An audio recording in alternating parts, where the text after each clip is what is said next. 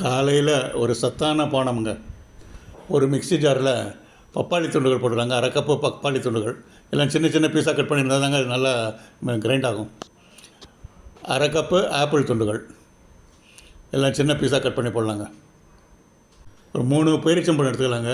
அதை கொட்டையெல்லாம் எடுத்து போட்டுட்டு சின்ன சின்ன பீஸாக கட் பண்ணிடலாங்க. இது கொஞ்சம் ஹார்டாக இருக்கும், அதனால் மிக்ஸிக்கு தகுந்த மாதிரி சின்ன பீஸாக கட் பண்ணிடலாம்.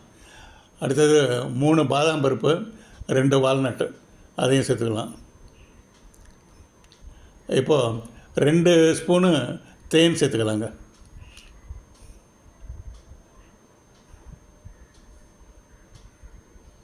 ஒரு அரை கப்பு தண்ணி சேர்த்துக்கலாங்க.